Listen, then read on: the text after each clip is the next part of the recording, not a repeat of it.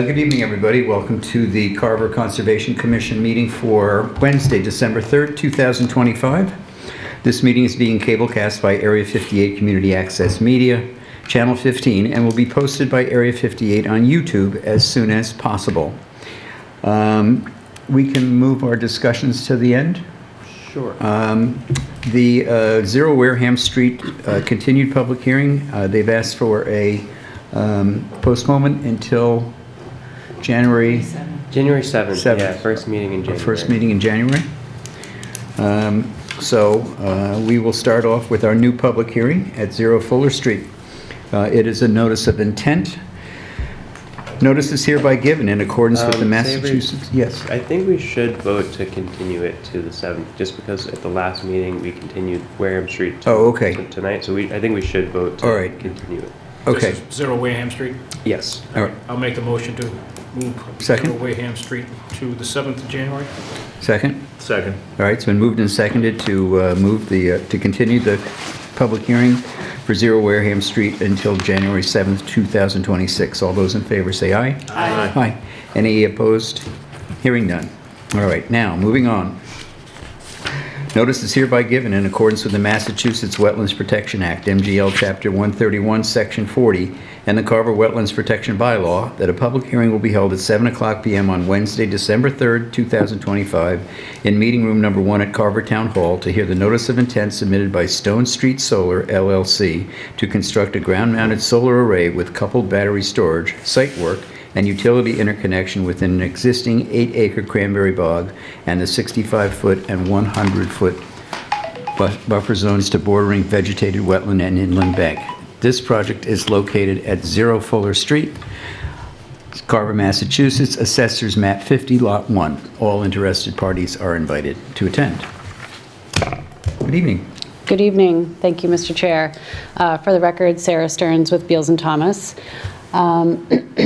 As you said, this is a solar project located off of Fuller Street in Carver. It actually bleeds into Middleborough. The town line is what's sort of dividing right through the cranberry bog on this site.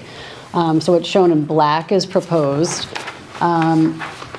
This array here is existing, and I know some of you were able to go to the site today to put eyes on it in real life. That's great. I'm sorry I wasn't able to join you. So we're talking about this hockey stick portion of the proposed ground-mounted array on the Carver side of the town line within an adjacent upland cranberry bog. Same ownership between the two arrays, as well as the Middleborough property where there's a second array proposed. We'll be going through Middleborough permitting as well at some point. So, I think the summary kind of gave all of the bullet points of it. It's approximately a 5 megawatt ground-mounted solar array, active commercial cranberry bog. This is a standard ground-mounted proposal as opposed to a dual use. So this bog would be taken out of active production, taken out of Chapter 61A and retired. So this would not continue to be farmed. As the chair said, it's an upland cranberry bog. Work is clearly within the 65 and 100-foot buffer zones to adjacent bogs, as well as other resource areas, particularly up in this northern part of the site, just where the access road is. No work is proposed up there, but we're obviously within 100 feet of that area. So the project itself is just over 6 acres. The site is about 50 acres total. And we're not proposing tree clearing, any major site work, grading, that sort of thing, just using the land as it is today. And I'll put an asterisk on that because I know from my colleague who was on the site visit with some of you today, just talking about sort of the entrance road and where the existing interconnection for the existing project is, may be a little tight to get another set of poles in. So I guess there will be some discussion with the applicant and the landowner about how to make that all fit with the least amount of impact. So it may be a slightly different orientation of more underground of the run rather than poles, or a different permutation, which we'll discuss with the applicant and see where we land on that, just to make sure we're, being as mindful as possible with the access and the infrastructure needed there. And then, again, just kind of reusing a lot of what's there as is in terms of access roads, public safety access, and that sort of thing. I'll mention, just as, sort of the logistics of the discussions, we did have a meeting with Carver Fire Department and Emile back in October, just to have a discussion, preliminary discussion before we filed. I know that Carver Fire Department will be looking at this as part of the review for the planning board side of things. I don't think we've received a letter from them yet, but that will be related to access and the infrastructure as well. We have received a DEP file number. I believe you were probably on that, Emile. No advisory comments were issued from Mass DEP. We did also just reach out to Natural Heritage just to, make sure that there's no rare species habitat mapped out here, and there is not on either side of the town line. So that is all clear as well. And that's really it. I can pause there, and if there are any questions or comments you want to discuss further based on your site visit, I'd be happy to try to answer them. The applicant's representative was planning on attending tonight and last minute wasn't able to. So any questions related to the operations of the array itself or anything like that, I can certainly jot down tonight and take back to him, and we can come back with some responses there. Thank you. All right. Ann and Dave and I went to the site visit this morning and walked around with Tom from Beals and Thomas. He's the professional engineer that stamped the plans, so he's familiar with the design. Okay. I think there are a lot of questions.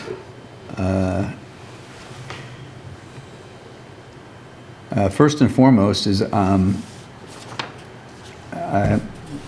new bylaws, a bog is a bog is a bog, whether it's upland or wetland. So this entire array is on what we consider protected land.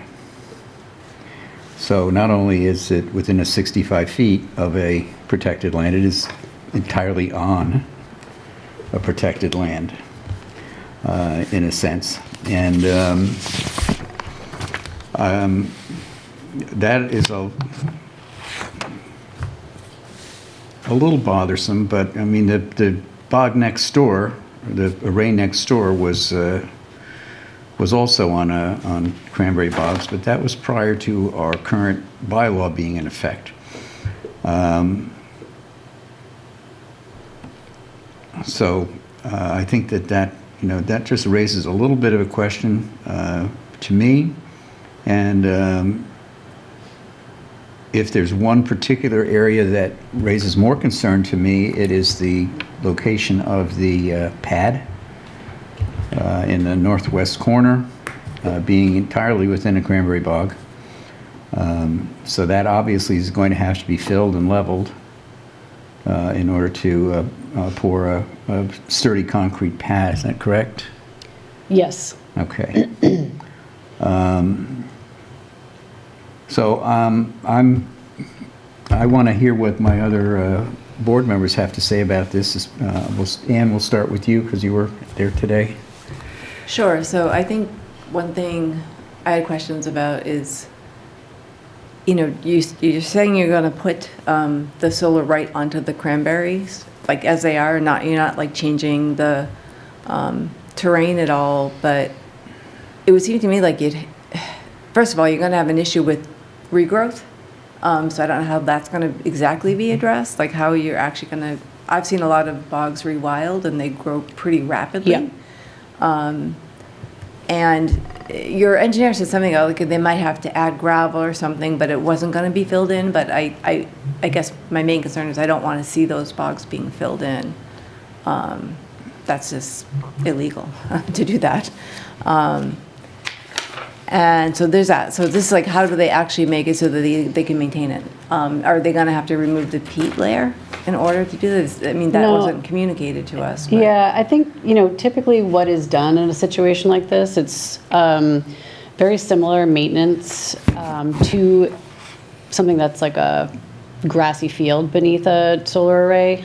I think there's a way to literally mow cranberry vines and, small saplings that in vegetation that does crop up, because you're right. I mean, on a cranberry bog, you're going to see, if it's no longer maintained for the cranberry commodity, nature will try to take over. Yeah, right. So there will absolutely have to be a maintenance plan so that, we're not seeing the pines come up. And, I think it's in the array owner's best interest to keep that as well, because as soon as you get something over a certain height, it starts to create a shading issue for the panels and things like that. Yeah. I'm making a note of proposing a specific maintenance plan for, the area beneath the panels. I mean, I'd be curious. So the one next to it was kind of an anomaly because they had like razor wire over their fencing, and their fencing was all the way down. Oh. And inside there was a sign that said like guard dogs and livestock. Oh, So there are people okay. that use goats and cows. Yes, Actually, yep, right? yep. But we have a concern with fencing, which you're familiar with. Like we Yep. like to have, is it 6 inches? 6 inches, yep. At the bottom so that Yep. turtles can get through. Absolutely, So is yep. that planned? Yes. It's good, the whole thing's going to be fenced with that kind of fencing? Yeah, what we're proposing is like a fixed knot wire. And they're often used with wooden posts, but I think it's kind of up for, anyone's discussion on that. But with that 6 to 8 inch wildlife gap, just to let the smaller critters through, because, it's still valid wildlife habitat on the bog. Once the construction is done, Right. there's no reason why the, smaller critters can't continue to use that. Right, and it is surrounded by reservoirs Yeah, and yeah. other, natural Yes. things, so we'd Absolutely want to agree. not obstruct that. Yep. And then, the only other question I had is that the boot part of the property, that looked like it was a bog at some point that did look to be filled to me, but I'm not an expert. It just looked very different than Which part? the boot part, the very bottom part. Okay. The South. The south. Okay. I can give you a little bit of background on that, actually. So I did look into the history of these bogs, and they are upland bogs. They were constructed in an upland area, and that was done back in 1995, actually. And I found the permit application for that. It was done by the same cranberry owner, Carver Cranberry, or Carver Middleborough Carver, Cranberry, whichever one that is. A very creative name for this they area. were still around in 95, and they built these bogs and the reservoir next to it. And this part, the boot part, was never put into production. If you look at historic aerials, they actually had proposed 10 rectangular bogs. And I have some images of that, but historically, like if you go back to like the 70s or prior to the construction of the bogs, this was all like an upland forest, as you can see here. And then as you go forward to the present, this is what it looks like now, but in 95, when they built this, they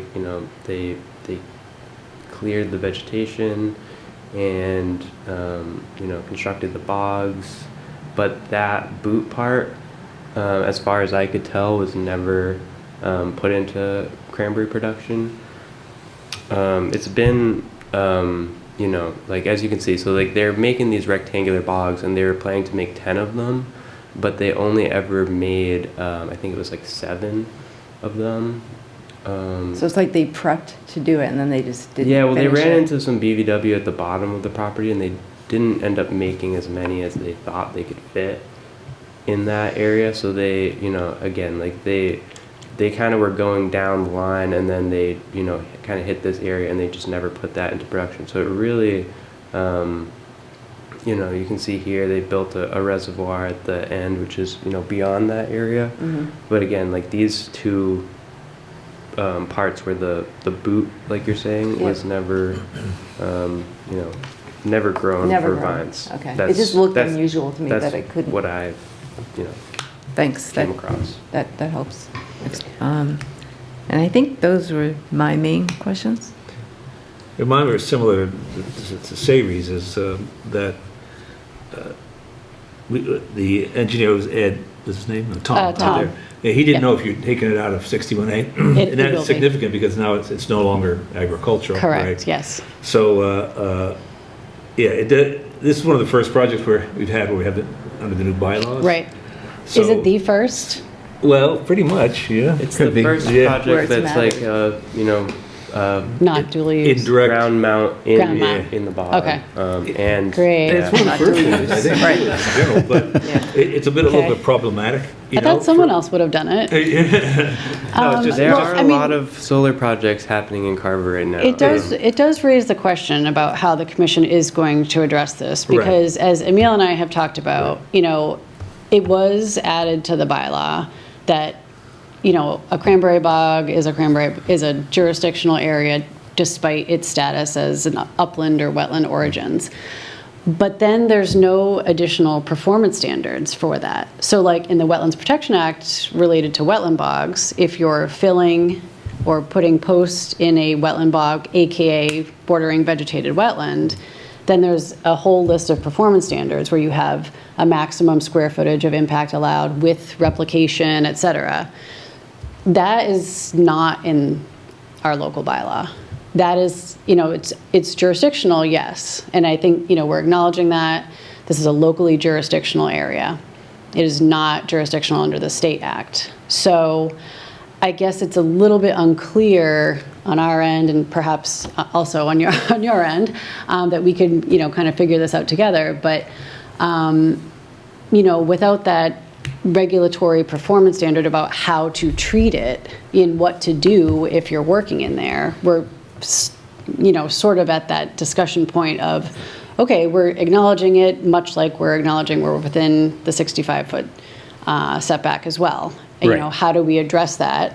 And where do we go from here? So, you know, I think we're totally acknowledging that, you know, we recognize the bylaws, jurisdictional language. And I hate to be the guinea pig, but, you know, I'm happy to, you know, have this conversation and, you know, let's just be transparent about it and try to figure this out, because it's important, not just for this project, but I'm sure you'll see future growers taking some portion of their land out of production to try to offset costs and help bring in a new revenue stream, which can help, you know, keep the majority of the farm going and operational. So, and that's really, you know, the reasoning for these types of projects. I don't personally know this landowner myself, but I know that, you know, 10 times out of 10, that's why some growers choose to do this. You know, they can sacrifice one piece of their land to help keep the rest of it sustainable and ongoing. So that's where we are. So, yeah, I think we appreciate your transparency. And I think, you know, for us, or for me, and probably everyone else on this commission, the question is, well, how much? And, you know, if cranberries are no longer profitable, will we see 100% of cranberry bogs? I'm not saying it's going to happen right away, Yeah. but you're right. There are really, right now, it's kind of like we don't know. Yeah. And probably every landowner has a different idea about what percentage and how and so Yeah. forth. And we're just trying to protect our natural resources. Oh, I completely agree. You know, as most of you know, I also live in Carver, so it's important to me that these projects are done well and done correctly and well cited, to the extent that I have any control over that. But working on them, I feel very strongly about trying to make them as, you know, well thought out as possible. I will say that, you know, it's still limited where these projects can go, because they can't all tie into the grid. They can't all Yeah. be lined up. They have a lot of constraints. And, you know, the location and the constraints with the utility are number one, and then access, visual impacts if they're in neighborhoods. Proximity to wetland resource areas. There's a lot that has to, kind of be able to check the box for these projects to go forward.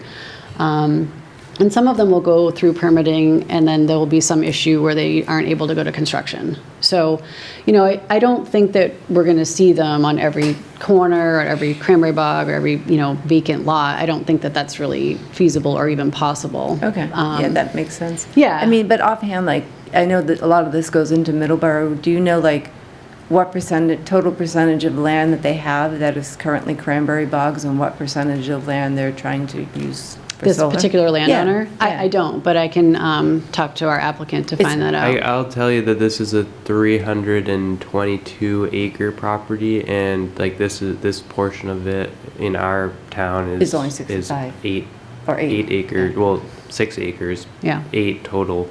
There is another portion of this project as shown on the plan that is in Middleborough. The sliver. And there's But that's not also that large. some in another Yeah. bog on their same property. And so, like there are other bogs to the south of that, included in that 300 total acres that, this isn't being proposed on tonight. No, I mean, that's a but, very small percentage of what yeah. we're seeing, Um, so.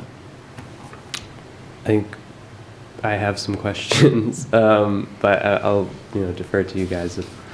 I just want to, your point's well taken on the bylaw. The bylaw basically was enacted to remove the gray area of where a bog starts and ends so that we could define the 65 and 100. Yep. It wasn't enacted or written to talk about within the confines of the bog. So, this is kind of new. Did you find by any chance, the other solar array that's there already? I did, yes. That was permitted in, I want to say... 2018? 2018, 2017. And I think this is a good model for what this eventually will look like. It's similar. It's gonna be a different operator. But if you look at the aerials and stuff like that, like over time, like these were all one bog. Each of these like rectangular bogs were one bog.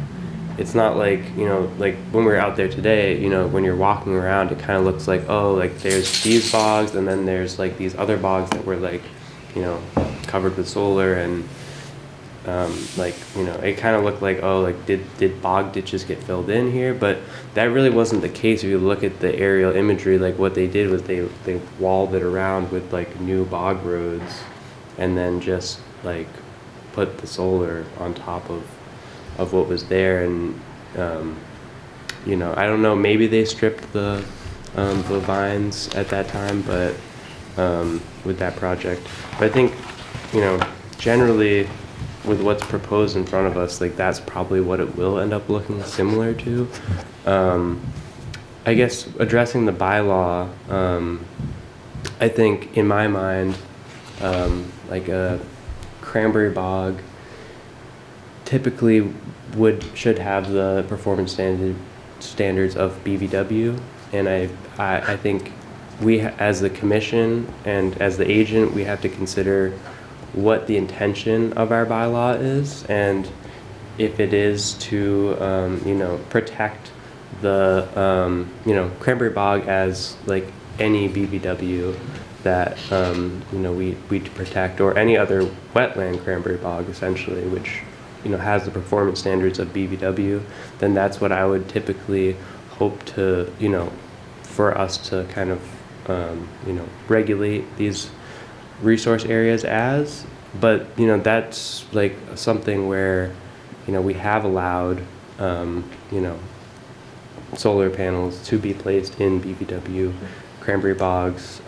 Most of the time that's been a dual use project, but That's the only way you can do it in a wetland bog. This type of project would not be allowable under the state act as taking it out of production.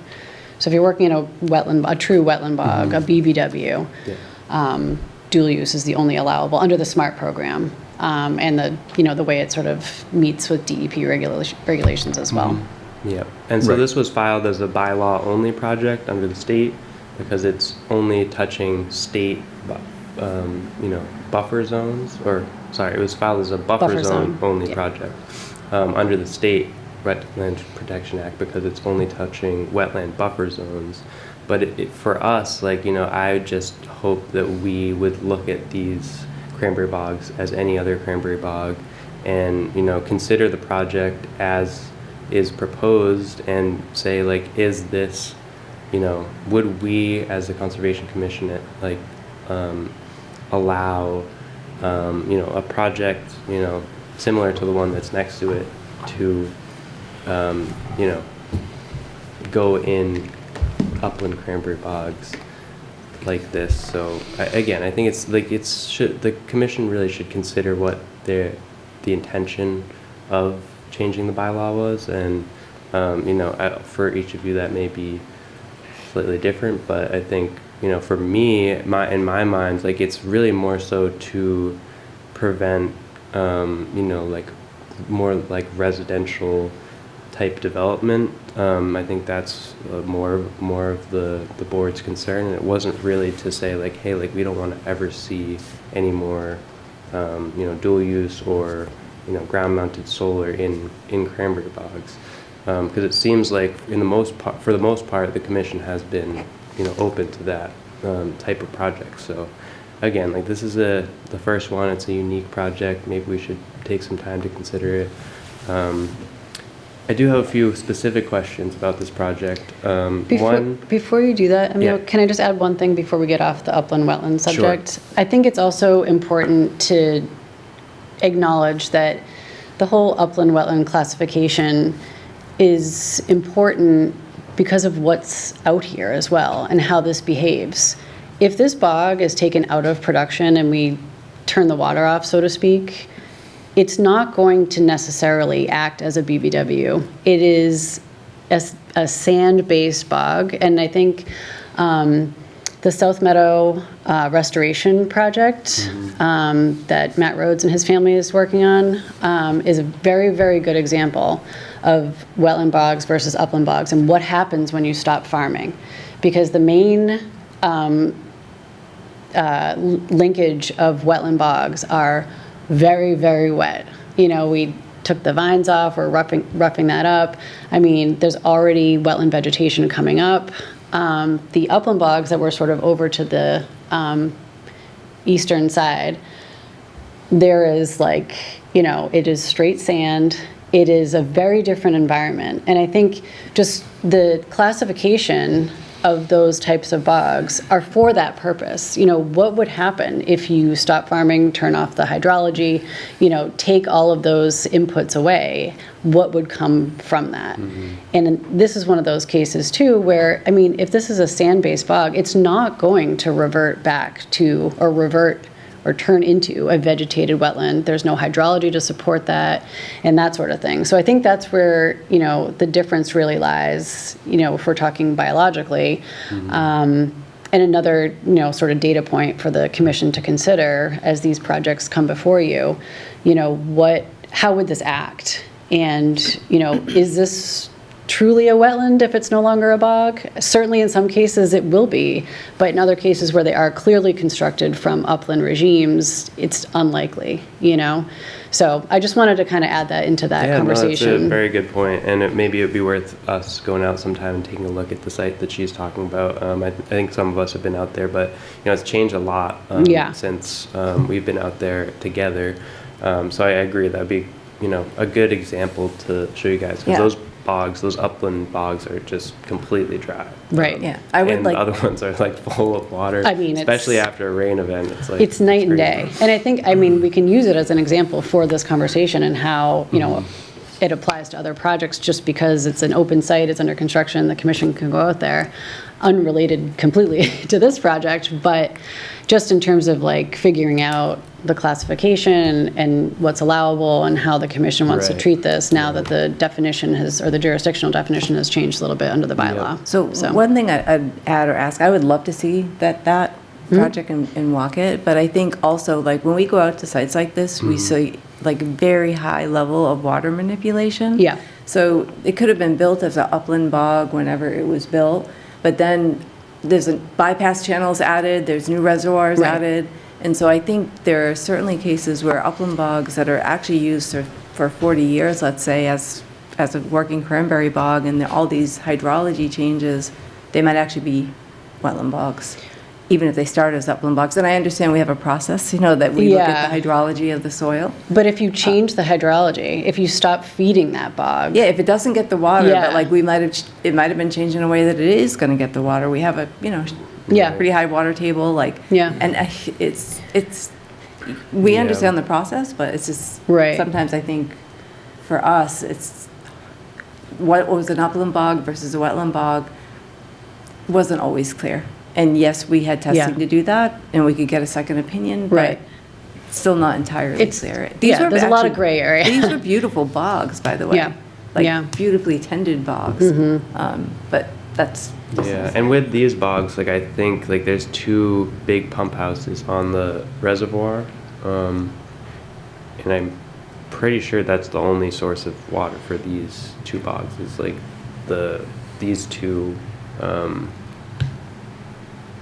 pump houses. So like Right. for this, but like it's not like there's that I could see any kind of bog ditch that like or pump houses coming from that wetland to the north. Or from other bogs in the area that I could see, but There was a and culvert then- right at the northernmost. I Uh-huh. found a Yeah, large that culvert. but that's this That was over there. right that was coming from here, and that's just the interconnection that was existing previous before the bogs. Like this bog was decommissioned, and you could see out there after like yesterday it rained all day. This entire bog was completely dry. Yeah. So I that's mean, it what- comes down to that's what we well-drained see. soils versus poorly drained soils. Right. And then in what is retained and what infiltrates. I mean, that's really, we have a lot of sand around here, sandy soils that infiltrate very well. And then, around them, we've got poorly drained areas that become wetlands or have turned into wetlands or are naturally wetlands. So, it's interesting to kind of dissect it a little bit, honestly. But yeah, it will have to I appreciate you figure out- raising that, though, because I'd like to go look at the South Meadow just to get a sense of how that. Yeah, I can talk to Emil about setting up a site walk for anyone who would like to see it. We're doing weekly site visits. Hopefully you're getting copied on the reporting. So there are photos in the file that That'd be great. Emil has if you can't get out there, but we'd be happy to set something up. We've been out there several times with DER and other folks who are interested in taking a look at it, so. That'd Yeah, be great, super thanks. interesting project. But back to this Yeah, sorry. specific one. Sorry. It is relevant, though. Yes, no, I agree. It is. I agree. So you're building the project proponent is planning to build another project on the Middleborough side, Yep. and I believe that has its own equipment pad, right? It may have its own equipment pad, but the one shown closest to the road will be the central pad. Okay. And will you know, that the one that's further into Middleborough, will that actually connect to this project Yes. in Carver and then go? the main point of interconnection is in Carver. So everything in Yep. Middleborough gets linked up with the Carver piece and out that same entrance that you drove in. Okay, and does it have to connect to the equipment pad that's proposed for this project, or is that, or does it all just go That I don't know. I'll have to get underground? back to you on that. Okay. Yeah, just curious because, like we're not seeing all of the detail of that other project. So like, Right. obviously there's jurisdiction there that you'll deal with the Middleborough Conservation Commission for, but I'm just curious whether or not it has to connect. Another question I had is, like Savory, I'm just, kind of curious whether or not there was a, consideration of other spots for the equipment pad that was proposed for this project. As you saw, it's a very constrained site, but I have brought that to the applicant's attention. after your site visit today, when I spoke with Tom, and, took another look at the plans as I was preparing for tonight. So, hopefully he'll be back at the continued hearing, and can speak to that after perhaps talking to the landowner about any alternatives that may or may not have been or still could be considered for that. Okay. And then the last thing I had was, so it's gonna connect underground along the road, but when it actually comes to the above ground poles, the ones that you guys have proposed are kind of like right next to the other ones, like you mentioned. It's like, it's kind of tight there for the above ground poles, and the poles that you guys have proposed are like right on the edge of a wetland in that location. So again, I guess I would just like wonder, is there room for that? And if there isn't room, like, are you gonna have to cut trees in that area? Because there are like, mature trees growing along that edge of that wetland. Right behind where the poles are. Yeah, certainly the preference is not to cut any trees. After your site walk today, I think Tom mentioned that it was evident that there may be some limbing or tree trimming that would have to happen, just given how tight that area actually is in real life. So I've also brought that to the applicant's attention. So we're going to take another look at that. The Carver zoning bylaw requires underground electric as far as possible, as anywhere possible on the site. So obviously, eventually, it's got to come up to connect. So, we'll take another look at that. I'll talk with the team and see if there are any modifications that, could be made. If they can't, we'll certainly provide more information on any tree or tree limbs that would need to be addressed, and then we'll, provide supplemental information to the commission, because that's obviously, everything on the site is in jurisdiction. So, anything that's done out here would need to be brought before the board. So, if whatever changes come of this first conversation, we'll come back to you with more information on that. Thank you.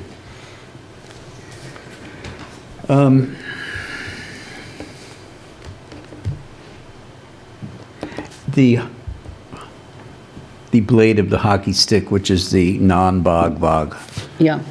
the terrain seemed to be somewhat hilly. Okay. Not hilly. Hummocky. Hummocky, good word. Okay. And, we talked about earlier about maintaining underneath that. Yep. And then again, no grading.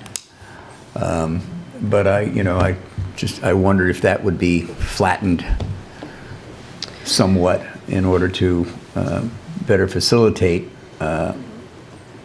mowing underneath the panels. Yeah, it seems like that would be a better idea. Just some even minor grading to get the grade to the point where it can be loamed and seeded. If that's, the maintenance plan for that section of the project, that more than likely would end up being a more traditional Ground mounted. sort of field, Yep. grassy field beneath it, I'm guessing. But I can confirm that. We weren't proposing any major grading, but, if there are some areas that need to be. You can almost see it on the satellite view. Yeah. Looks like it's a motorcycle track right now. It did look like Maybe It's it's very probably wet where right the now. hummocks came from. There's a lot- It's underwater a lot of today. standing water. in A there, lot too, of right? standing Yeah. water Yeah, today. there is, Yeah. So, Okay, so I'll add that to the list. Okay. Going back to what Emil was talking about, and I mentioned a little bit on the pad. Yep. Is the pad looks pretty much almost square, a little bit rectangular, but almost square. Is the shape of it important, or is it just the square footage? It's usually just the square footage. Okay. So it's not impossible to change the shape of it. I think it just sort of depends on the size, the general size of the equipment.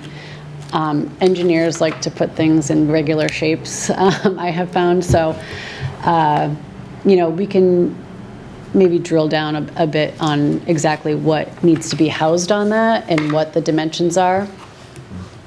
if you're suggesting maybe reshaping it to fit better on Well, can you the pull up road. the aerial? Sure. Go back up to where the pad's going to be, please.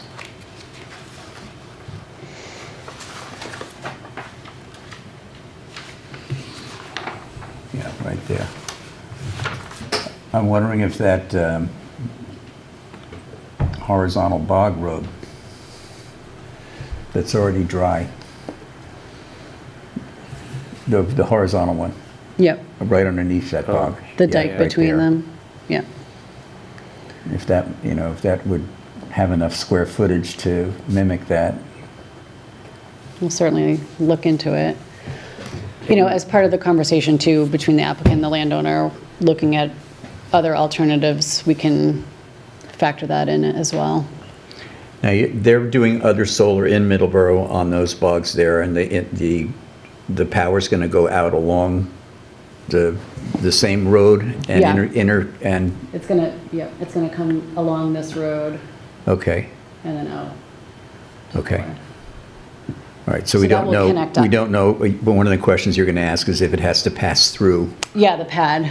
Yeah, because that will dictate location and, yeah. Well, maybe yes, maybe no. And I'm sure the fire department is gonna have questions about, I don't know, just like they're gonna want to be able to drive around this project, so like we Yeah. can't put it like in the road or something like that, blocking. Right. I know. So- I know we have like our lay down area up here. Right.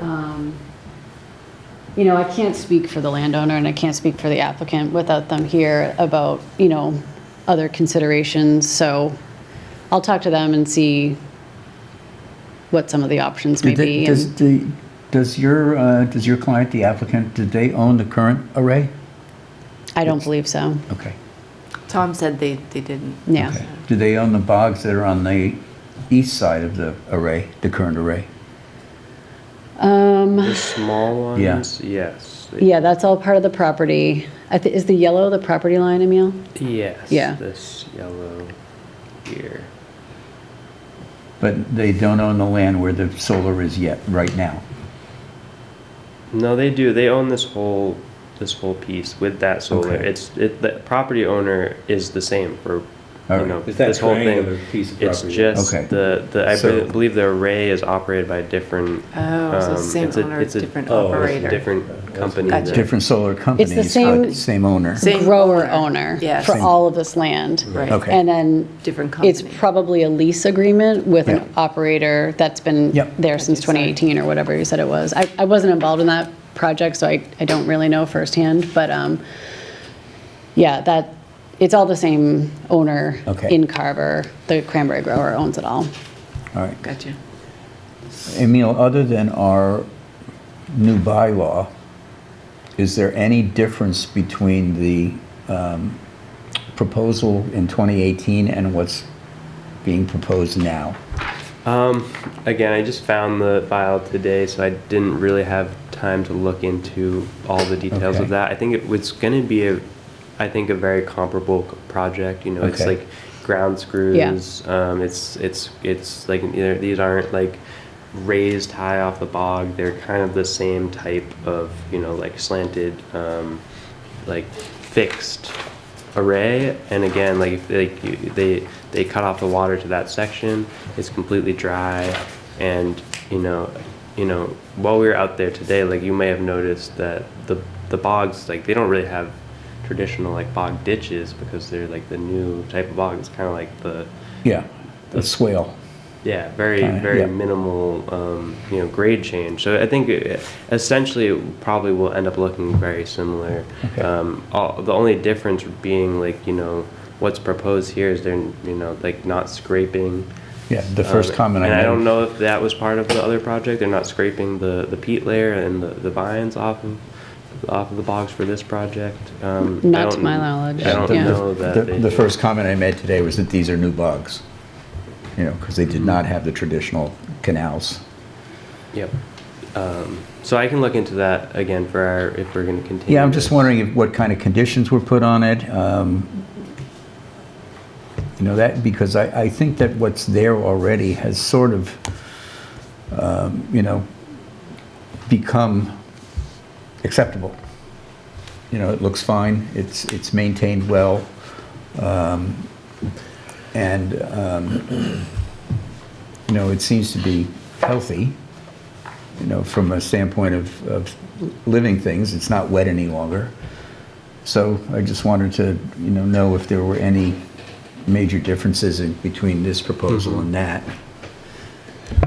Sure. Yeah, I'd be happy to look into that Okay. as we move forward. But I agree with you. Like the overall, like, you know, landscape of it now is it's essentially like any ground mounted solar that's in an upland area. It's you know, it's it seems to be well maintained, and Okay. I'm not sure if that they have goats working out there on a regular basis that's making that They do a so good job. clear, but they're doing a great job if that's the case. And they, yeah. So on this particular one, the thick yellow line is the property line? One of the property lines, yeah. So It's that a they lot own they line, own I this lot. They as well. own all of those lots, but They it's own that divided too. sort of Okay. strangely. Yeah, and then this is another owner operator over here. That's the Johnson land over Yeah. there to But the, this property east. in Middleborough Okay. is also all of them, yes. and that's the larger property. That's like 270 acres. Okay. I have a question though, Savory, with what you're saying. So the array that's currently there is on hard packed, flattened out land where they remove the peat. They're putting these in bogs, and I'm not an engineer, but I would assume that's a totally different type of soil, or, so it might be similar, but it's not the same. It's not necessarily all that different if they Yeah, were it's built sand. at the same time. I mean, this was Yeah, they were- all Right, but constructed. they took out the peat layer, they took Yeah, out the but that's- vine, I so mean- they're gonna have to be going into a different type of, so I don't know if it changes the No, requirements at all. I don't think so because, you know, ground screws. They go in pretty So far. if you look Yeah. at this is a in progress picture. I mean, it's not like a great image, but it really doesn't look like they scraped it to me. It looks like what they did is they essentially they put in the posts, they screwed in the mounts for the solar, mounted the solar, and then they built up bog roads around it, and then essentially just cut it off. But like, as you can see, like, you know, obviously there were some ditches there, and I'm I not mean, I sure. didn't see any cranberries at all there. No, I didn't either, but that could also just be the fact that it's so Can you dry. zoom in again? That looks like dead cranberry. It looks like old vine to me. Yeah. It does. It may just have been mowed down so low Yeah, that just the bog, chopped down. the Yeah, yeah, vines yeah. just gave It's out. been- I'll get some more information from been the 7 years, landowner about the so- history too of that Okay. piece, just since none of us were really privy to it. Okay. Yeah, and again, to Sarah's point about the like removing it from like the hydrology from the bog, like that. I think like when we made our bylaw changes, like we're in my mind that we're trying to protect cranberry bogs that are being operated as cranberry bogs, and you know, like this is all, like the first project that we're having where it's like we were talking about like decommissioning a bog, and now the bog is you know, could be used for something entirely different. Whereas like, you know, like a residential project that's next to an upland bog that's still being used as for farming is a more of a concern to me, because that's, you know, like hydrology is being pushed through this bog. You know, it's acting as like a flood capacity, like storage area, like any other wetland resource area. So there are considerations that I think, like as a commission, we have to consider again, like what were the intentions of our bylaw Right. changes, and how do we want to move forward with projects like this. It's like, how do we justify this in our minds? Well, I mean, we've already approved one. We approved one 7 years ago. But the bylaws weren't there then. You know, so if we let But this. yeah, but again, Emil's got a good point. What did we develop the bylaw for? The bylaw is really a child of the fact that on some of these bogs that have been squared off, the owners or the growers consider them upland bogs, where buried underneath them is a wetland bog somewhere. And those contours were never able to be defined. And it became a gray area. So, our intent, I believe, when we as a committee voted on it and then Right. brought it to town hall, or town meeting, was to set the exact boundaries where the 65 and 100-foot buffer could be measured from for developments near a working or recently active bog. But I understand that, but I still know, we have to sort of fashion it in a way that, I mean, it's the same, if they're gonna keep it as a bog, right? And put panels in as a dual use thing, yeah, no, I know. we would allow it, right? Yeah. Correct? Yeah. Yeah, so maybe we should treat it that way. Because if they were still farming it, it would be an acceptable thing, right? Rather, because right now, the way we have it, it's basically, in our bylaws, it's the same as a wetland. It's like they're putting, solar panels on a wetland. I mean, it's just in a basic, Our bylaw defines it as a bog. as a bog, right? And if I can jump in too, if you're open to me joining Yeah, that that's all right. conversation. No, I want to figure it out. Yeah, well, I think, it's a lot of semantics too, Yeah. because the bylaw doesn't necessarily say it's a wetland. It says it's jurisdictional. So there are other jurisdictional areas like bordering land subject to flooding. That's not necessarily a wetland, that's just area of flood storage. So, it can hold water, but it's not always wet. Things like that. So I think that's an important thing to recall too, that jurisdictional doesn't always equal wetland. Riverfront area, that's jurisdictional, but that's not necessarily a wetland, and I think this, because, the intent sounds like it was more to protect active bogs, which are operating as wetlands and functioning as wetlands under, sort of a forced hydrologic regime, protecting those by instituting your 65 and the 100-foot setback to that, which makes sense to me. Now, once we're talking about working in the jurisdictional area itself, it definitely muddies the waters a bit, for sure. But again, back to my original point about performance standards, I think we're kind of stuck, because I think it would be hard for the commission to say, well, we call this a wetland, now you have to, treat it as a BBW, where, and this is not what I would call a BBW. I mean, look, under the panels there, it's dry, it's sandy. I would, venture to guess it's the same thing, because those bogs were constructed at the same time. So not functioning as a wetland. So it doesn't really, follow the same logical path necessarily. So.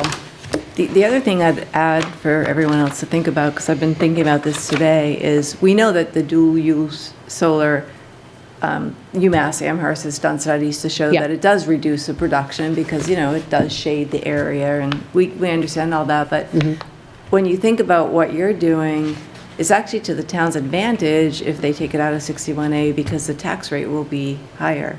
So, for people that are keeping dual use, they're keeping their agricultural tax rate. But in this case, they're going to have to change their zoning, and that's actually going to produce more taxable income for the town. I'm talking, not, this is a small project, but I'm saying, thinking in the future, the way this is being done, I'm just saying that as a consideration. It has advantages for the town from a fiscal standpoint, right? Does dual use maintain 61A? I thought that was a sticking do. point at the very beginning. Did they change it? The legislation was changed a few years ago to keep it in 61A, because it is still being farmed. That's a, Yeah, it was it's a requirement. counterproductive to not be able to do that. Yeah. Okay.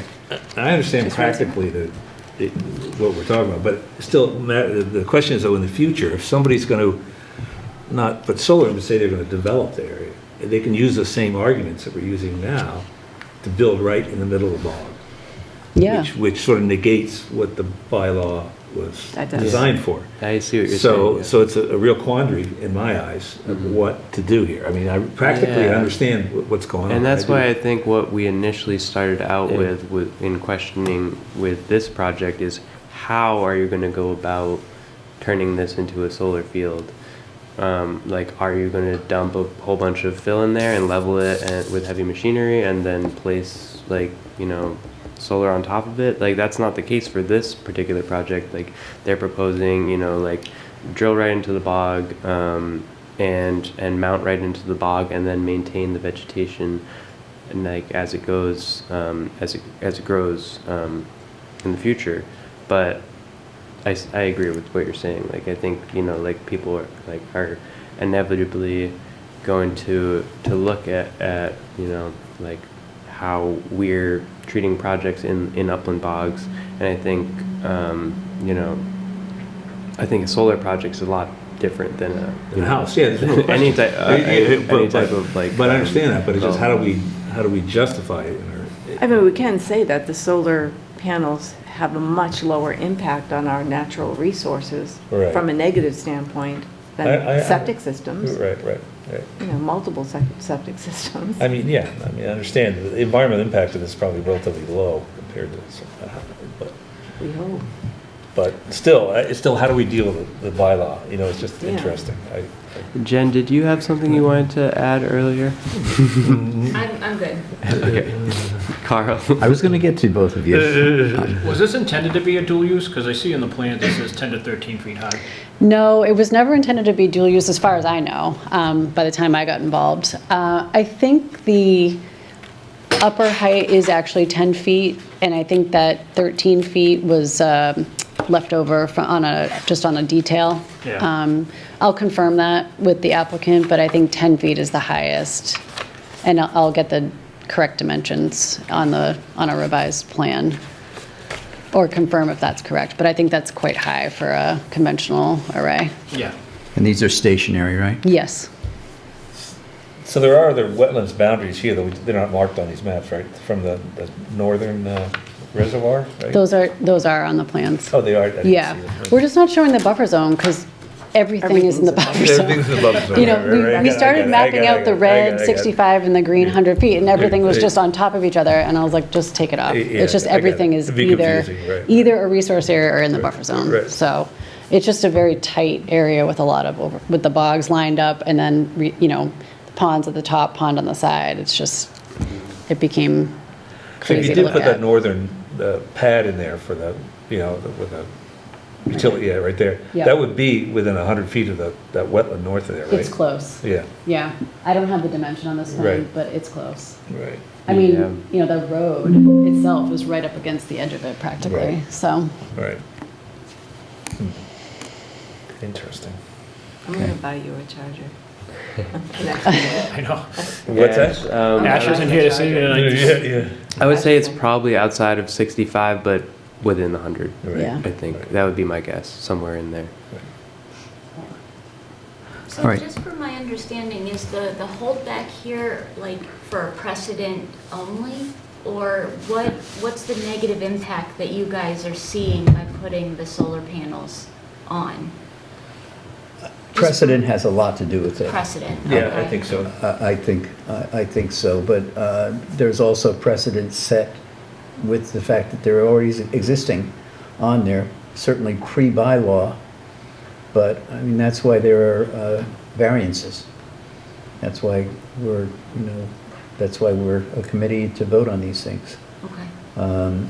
And that's why I'm asking Emil to check the conditions that were put on the other one and just compare everything within this NOI to what this board approved 8 years ago. So, I think there's a lot of great points being made, both sides. I Yeah. totally take what you're saying, Dave, because what's to stop a builder from doing the same thing? Well, using that argument, Right. you know, I realize Yeah. this is a minimal environmental. No, I'm just saying, to come in and Minimal use that- environmental impact of doing this. I mean, I don't Right. think it's, but the point is how are we gonna protect the bylaw? It's coming in You know, 69. that's my. Yeah, the integrity of the law my- itself. My point. you know. Yeah. well, we also have to factor in that the Commonwealth is very keen and has very high goals for solar and renewable energy in this in the state, and we're going to talk about that a little later in the part of the meeting where it wasn't on the agenda, things that were brought up after the agenda was made. But, there are some changes afoot. And putting solar panels does have an environmental advantage, it's not like. It does. It's not like you're destroying some. Well, I mean, it's. There's an environmental. It's removing, Yeah, it's removing carbon dioxide. right. So I get that, but I just, again, how do we protect the bylaw, how do we just? Well, I think Sarah brought up a good point, and Emil too, what was the intent of our bylaw? And our intent of the bylaw was to set boundaries and make decisions based on boundaries that are viewable. Yeah, and I think this project would look a lot different if the intent was to just go in there and, completely fill everything and bulldoze everything and, not consider vegetation management, as like a, Right. part of the plan. I think that's something that, like, I appreciate about this project, and just like any more, information that we can get on like how you guys are going to go about it. Sure. Would be great, in terms of like vegetation management and Yep. installation. Yeah, I think that makes perfect sense. All And, right. the less site work, the less costly these projects are for anyone to build them too. So Sure. if it's relatively flat and all they need to do is kind of keep things trimmed, I think it makes financial sense too, to not have to bring in material and, grade everything. And, so I think low impact is kind of the key here, with all these projects. And, I think a lot of the developers that I work for are looking for sites just like this, wide open, don't need to take down a lot of trees, they're not impacting anyone's residential neighborhoods, they're not in wetlands. They're close to some of them, but, we live in Carver where we have wetlands everywhere. So minimizing the impact, but also, as I said earlier, kind of checking the right boxes to minimize impact, not just ecologically, but, to the community as well. So the sites are hard to find. In Carver, you have to have frontage and all those kinds of things too. So, they're not everywhere. Right. Okay. So, any other questions from anybody? Not at the moment, no. All right. Do you have a fairly good idea of what you've got to come back with? Okay, Got the good. list. And I'm not sure if I mentioned it, but we are planning to go to Carver Planning Board in the next couple of weeks for the first meeting. So, it probably makes sense, December 16th, we're going to the Planning Board. So it may make sense to continue this discussion until after we've had that first meeting. It's always good to go to the Planning Board after having a discussion with this Yeah. commission, just so, we can talk about some of the things we've talked about here, and touch base with them. But I would like to maybe make revisions to the plans and respond to some of these items. They'll maybe ask for some of the same things, but do a supplemental package for both this commission and the board simultaneously, so we're all looking at the same plan set in our Right. respective reviews. So I think it probably I'm not sure what the commission's schedule is. Yeah, our but- next meeting would be the day after that, so I Okay. don't think you would have time Yeah. to get us anything Yeah. from the planning Okay. board. And after so that, it's January 7th. January 7th, okay. 7th and 21st. Yeah. Okay. I think probably January 7th, just, I know it's going to be a busy next few weeks for everyone. So that way we'll talk to the planning board. They'll probably want to do a site walk. And then we can come back to both boards in January and talk about more information and revisions. And that will get some, more background information on the previous, you'll get some background information on the previous submission, and I can have the applicant speak with the landowner about any of the alternatives we talked about and, make some updates. Okay. Very good. Are we set for now, everyone? All right, Is I'll there entertain a any motion public comment on this at this stage? All right, I'll entertain a motion to continue the hearing for 0 Fuller Street until Wednesday, January 7th, 2026. So moved. Second? Second. It's been moved and seconded to continue this till January 7th. All those in favor say aye. Aye. Any opposed? Hearing none, it's passed unanimously. And there is an NOI number? Yes, Okay. SE 126-701. 701, okay. Okay, very good. Thanks, everybody. Thank you. Thanks you. for Thank your- you. That was a good discussion. Thanks for your help with that. Thank you. Have a nice holiday if I don't see you. You as well. Thank you. You don't have anything coming back to us on a different thing for the, January 7th. Not See you. my but- friends. Yeah. okay. All right. Let's go back to our discussions. Discussions of 2026 Eversource right-of-way maintenance activities. Okay, so I did send you guys a copy of this, but this is a letter from Eversource letting us know that they're going to be doing their like annual maintenance, vegetation maintenance in the right-of-way. So this is including floor cutting, which is like cutting vegetation that's like on the ground in the right-of-ways, as well as pruning hazard trees and vegetation along the edges of the right-of-ways. So, you know, this is a typical thing that we get, you know, once a year typically, and this year, 2026, it looks like they're going to be doing essentially the east to west, or west to east, you know, from like Great Meadow Street in Middleborough across to like Center Street and down. North is to the left, right? Yes. Yeah, it's weird. Okay. look at Carver's the- laying on its Yeah, side there. Carver's Really turned on weird. its side there, you got it. Carver's Yeah. napping. And then it will, like, you know, across where it crosses South Meadow Street, and then it goes like just north east of the Great Meadow Swamp. So that there's a lot of wetlands in that area, and then you know, so just you know, to make you guys aware, this is an exempt activity to do maintenance of these right-of-way areas, but this is like the commission's opportunity to make any comments, things like that. They've included just some like basic information that they will keep vehicle traffic to a minimum. Heavy equipment will remain outside of the wetlands. Vegetation, you know, like low-growing shrubs will remain. Branches will be diced and left within rights of way. Diced vegetation will not be left within the access areas. Debris will be kept out of the water streams, riverbanks, etc. And no refueling of equipment will take place within 100 feet of wetlands. So this is like pretty standard. They do this almost every year in Carver. But again, this is a significant stretch of Carver that they're going to be doing this upcoming year. And I didn't see anything in here specifically talking about pesticide Yeah, use, that's what I was going to, herbicide use. herbicide use. Yeah.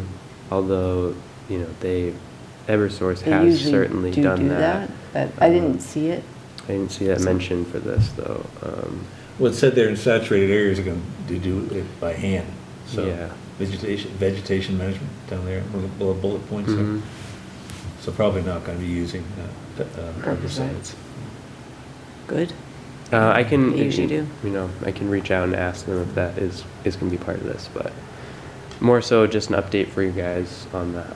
Yeah, they do this often enough so that Yeah, it's it's- rarely, you know, major work. Yeah, it's important work too to maintain these areas so Yeah. that, you know, there is access and everything like that. So again, it's exempt from our permitting process because it is utilities, and, you know, utilities, rights of ways are, Right. you know, something that like we don't issue permits for, but if they needed to like go in there and put up a new pole or something, then they would come to us for a permit. Right, and from South Meadow Road down towards Plymouth is, I mean, it's wetlands, but it's very open, Right. that last stretch going up. So, okay. Do we need a vote? Nope. Okay, all right. All right, next up, forestry cutting plan, 0 Golden Pond Road. off of Federal Road. Okay, so this came to me as a permit application, or sorry, a permit, an issued permit for work that AD Makepeace is going to be doing on the Goldenfield lot, and this is just north of Goldenfield Pond. If you guys are familiar with that area, it's a 40-acre area that they're planning to cut, and they did not send me a copy of this when they applied for their permit. They're supposed to send me a copy of the cutting plan, and I never received that. This was back in September that they initially submitted for this, and I got a copy in November after they had actually, or DCR had already issued the permit. So I reached out to the DCR forester and let him know, like, hey, like, we never got to look at this, and he told me that, like, he reached out to the forester, asked them to hold.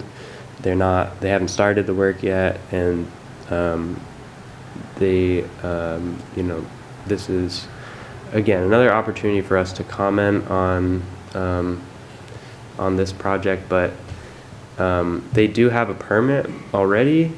It's just they're on hold until, you know, we can get back to them with comments. But there is NHESP habitat around Goldenfield Pond. NHESP was contacted, and they are required to stay outside of 100 feet from Goldenfield Pond because of that, and that was part of their permit. But they will be cutting 40 acres in between Goldenfield Pond and the solar array that's there. And So they're gonna selectively cut it? it is selective cut, it's not a clear cut, and those trees should be marked. They're gonna have a landing in the bogs on this property, and they're gonna take them out, you know, things out through the bogs. But it is a significant, you know, project. It's like 40 acres, and it goes all the way from the north of Goldenfield Pond all the way over to their property line there, which is a significant area. So I was kind of just like disturbed that we didn't get a copy from the applicant when it initially happened. This is the 80 Makepeace property. There are wetlands to the north of the property that they didn't show on their plans, and I sent a copy of that to the DCR forester, and he said, as you guys may know, forestry activities is considered agricultural activities, and they're allowed to cut trees in the buffer zones and in some cases in wetlands if they're following best management practices according to DCR. The forester did go out there and take a look at it, and, you know, he didn't have any problems with it, as, you know, he issued the permit. But again, I just think that, you know, like, in a case like this, I you know, like, we didn't get copied on initially the application, so what if they just, you know, didn't send us a copy of the permit either, and like, you know, next thing I know, I'm getting calls from people over here on Deer Hill Lane. They're people, you know, cutting down the forest. It's kind of disturbing to me that's happening, and 80 Makepeace has copied us on other applications, so I don't know if it was a breakdown of communication or what, but you know, I'm just like hoping. Have you that asked them why you weren't notified? I haven't, you know, had contact with anyone like from 80 Makepeace. Again, I communicated through the forester to the 80 Makepeace's forester that they should hold until we can comment on it. And my comment essentially was, you know, like, there's a wetland to the north of this. Are you considering that? And are there, you know, are they going to put protections in place for that? So I've passed that along, but. So in the past, we've gone out to look at forestry plans, right? And they've had the trees marked. I think we went out with John Mason. And you know, I did that, like, for that project because I had my own concerns about, like, vernal pools and stuff like that. And, you know, I haven't been out to this one at this stage because, you know, again, I received it in November, in November, and you know, the application was made in September, so like they had sent this to DCR, they sent it to NHESP, so I don't know why I didn't get copied on it, but the NHESP has made like I think the important like requirements here is that they stay entirely outside of 100 feet from Goldenfield Pond. And, you know, like we really don't have that much that we can do in terms of protecting, you know, the wetland to the north, other than, you know, like they have to follow the best management practices of the forestry, like DCR regulations. But yeah, according to their permit, they've said that they didn't have any trees marked in the filter strips, which is the area that they've shown Okay. here. So I would hope that's the same case with the wetlands to the north.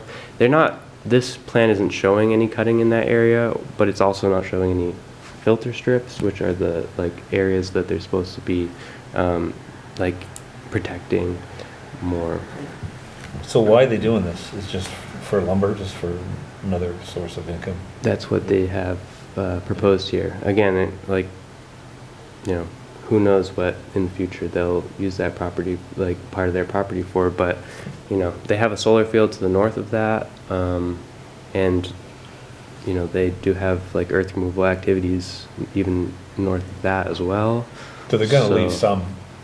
Yes, yeah, I would say with a project like this, like they've marked it for long-term forest management, so that means they're supposed to be, you know, essentially like selectively cutting and allowing like regeneration of the forest, and not disturbing the whole understory. Like they have specific like access roads that they're supposed to be using, which they show on the plan, and then, you know, other than that, they're supposed to be cutting the trees selectively and then bringing them out through those access ways to the landing that they have shown here. But, you know, this is one of those sites that I haven't been to,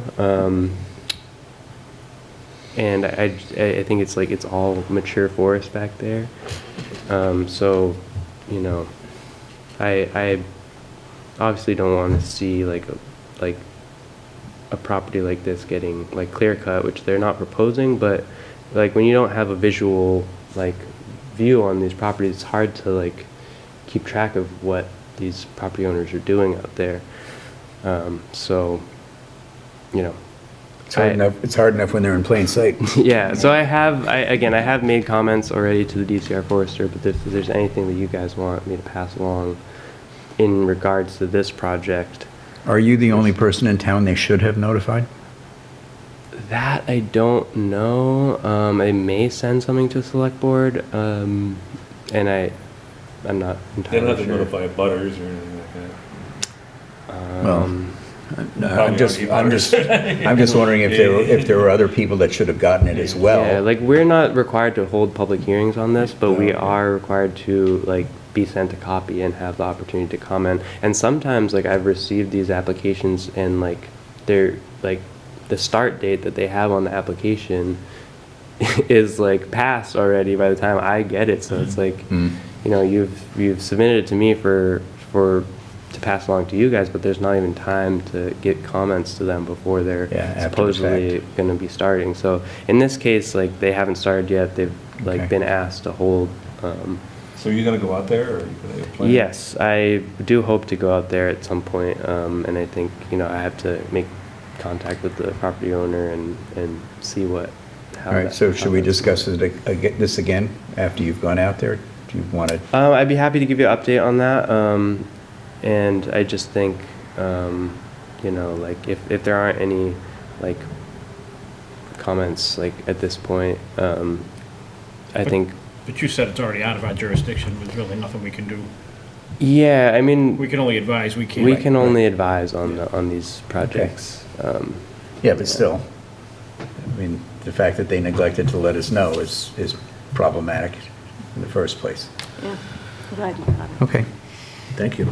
All right, Next up, discussion of Friends of Miles Standish State Forest Eco Tour trail signs.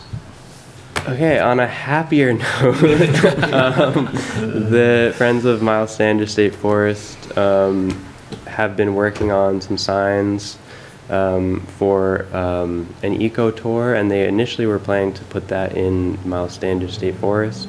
However, they weren't able to put those signs in Miles Standish, and they approached me about potentially using the signs that they have funding for, which the funding actually came from the Carver Cultural Committee.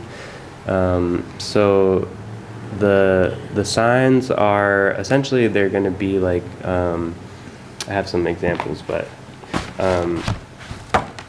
they're going to be educational signs to teach people about like different organisms in the forest, including like trees and animals and plants. And they've asked me if it would be possible to potentially use this in the coal property. And so as part of that, you know, obviously you guys are the Conservation Commission, you manage the coal property, so they wanted to get some initial comments from you on whether this is something that you guys would be interested in allowing.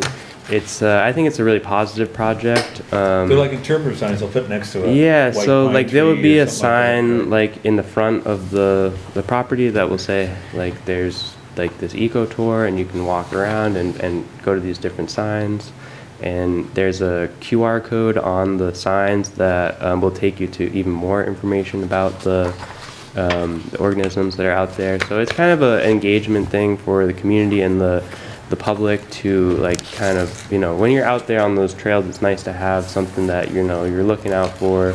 And it also helps people connect with nature when they kind of see and learn like basic plant identification skills, and that helps them while they're out there, you know, to say, oh, like that's like a white pine and that's high bush blueberry, and you know they're like learning and they're like now recognizing different species as they go and walk these trails. So again, I think it's a positive thing, and I think it would work really well. They haven't actually made the signs yet, so they're still in the design phase.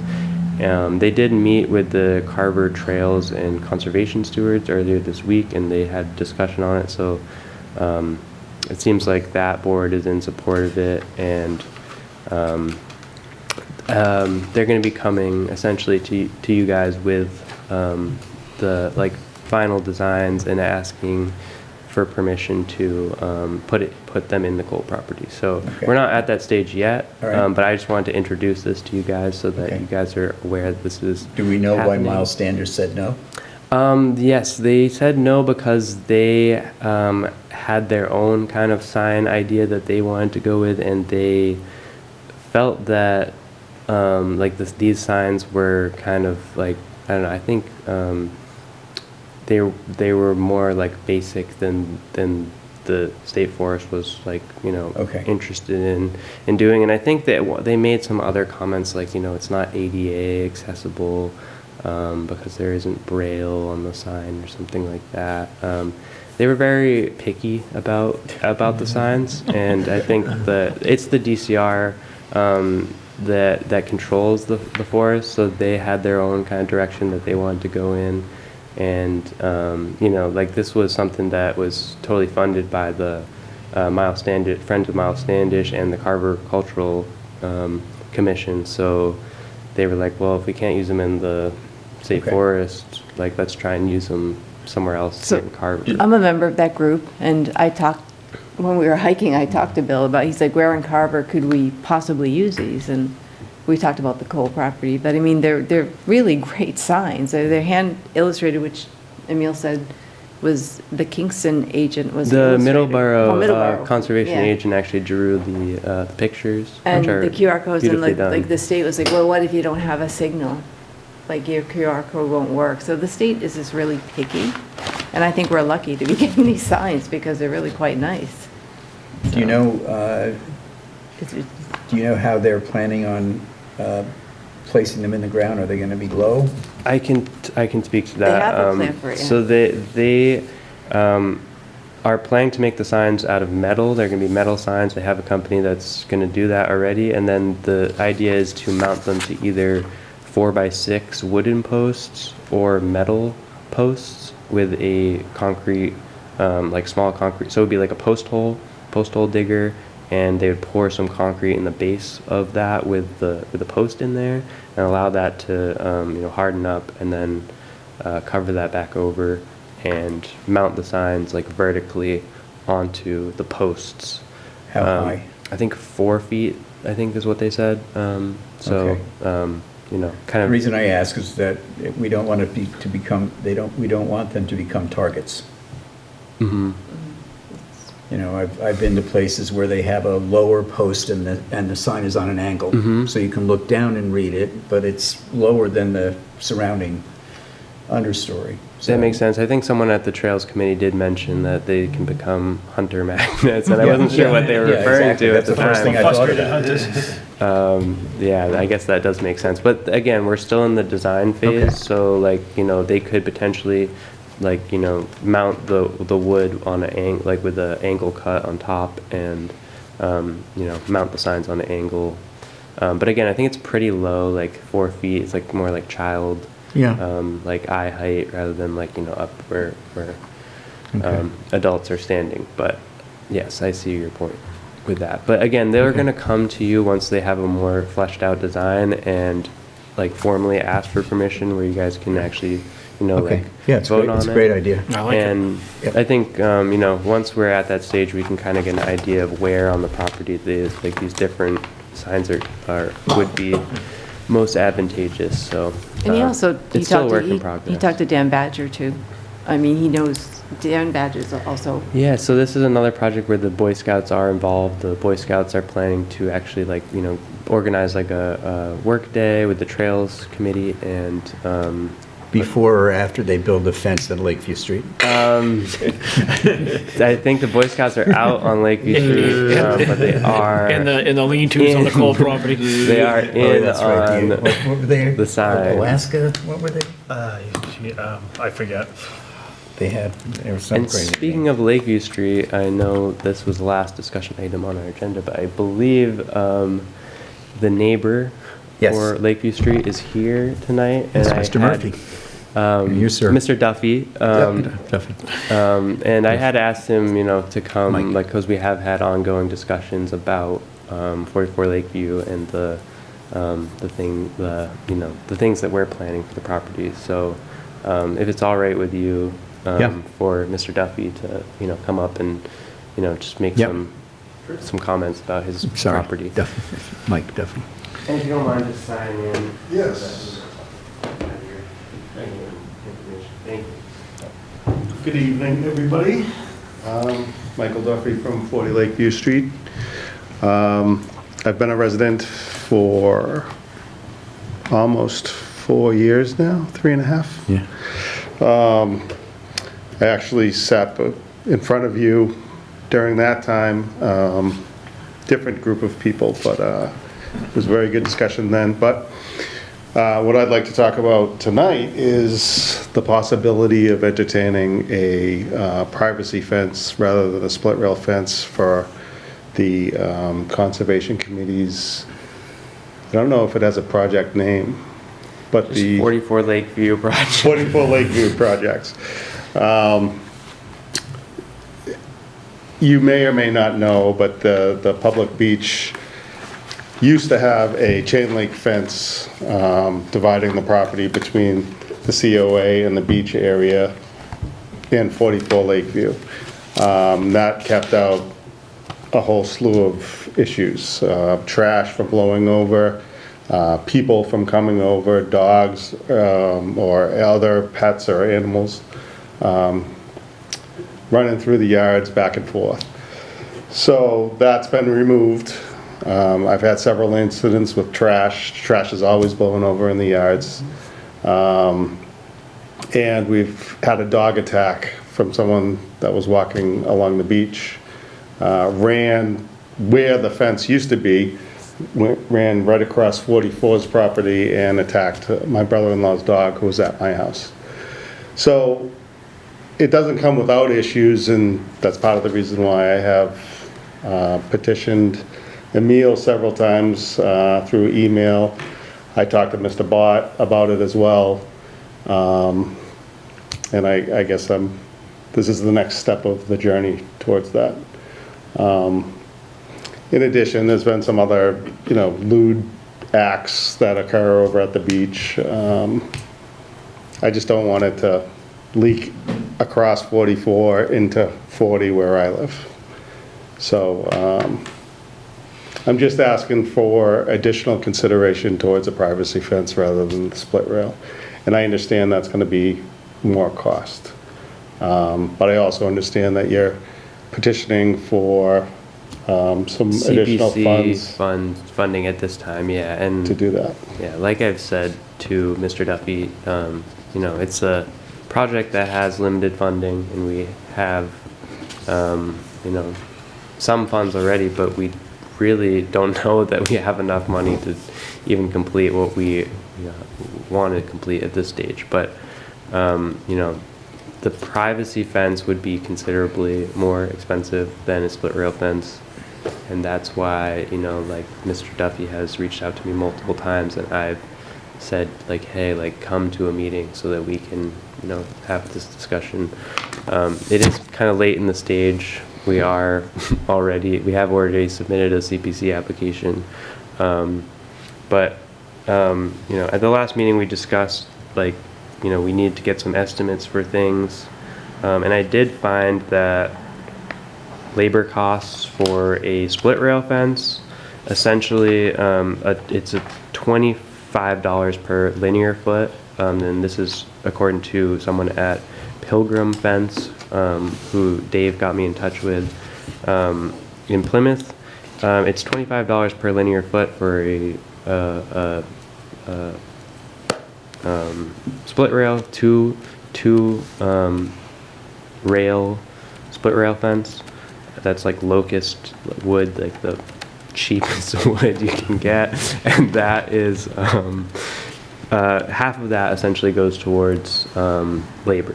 So, and that's also including like the company's profits and things like that. So it's like 40 to 50% of that would be labor costs, and for a 550 foot property line, which is about the length that we have at between 40 and 44 Lakeview Street, it's going to be approximately the $13,000 total, and approximately a little bit less than $6,000, like $5,500 for labor, which is a lot less. I'll do it for 4. Actually, than I expected. And overall, what I kind of came to the realization is that, like, we've asked for 50,000, but really, like, this project, like, from all my estimates, is going to be closer to like $30,000 to $40,000 in cost and in labor. The pavilion and the fence?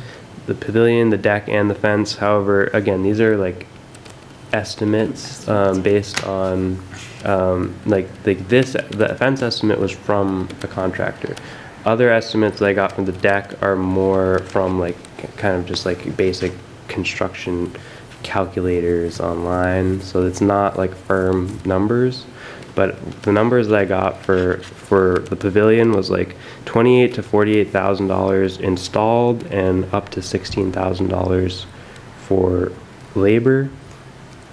And then for the deck, it was somewhere between $8,000 and $18,000 total, and about $5,600 for labor. So again, these are like totally like general estimates, and they're not like gonna hold up to like whoever we actually get contracted. But this is what I could come up with in the time that I had, and really like kind of a low estimate of the cost was around $30,000 for labor. And then I kind of was like, well, there's costs have increased, things have increased, but we still have, like, if we potentially wanted to consider upgrading to a privacy fence, there is like a potential, now is the time to consider it, because we could ask for additional like that. We could ask for the 50,000 And I can get another quote from the fence company, you know, and try and see if that money is there, or could be there. So that's kind of where I'm at, and Okay. I'll leave it to you guys for discussion. I mean, as residents, we all pay taxes, and I don't want to just leave it to all of you to do extra work. So if there's something that I can do to help look for a vendor for the fence, I'm happy to do that. I know a lot of, I'm in the construction industry, so if there's something that I can do to help Thank you for that. support that as well.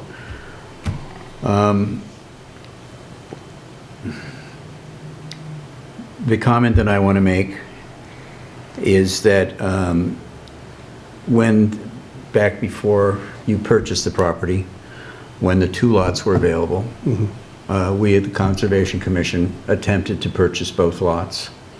And the select board, we presented to the select board, and the select board at the time said, don't worry about it, we'll take care of it, meaning that they would buy both properties or make arrangements to purchase both properties using our funding.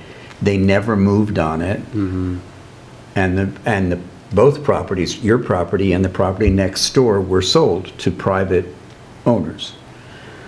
Because of the condition of the house at Lakeview Street, the bank would not finance the other purchaser to rebuild that house, and it went back on the market.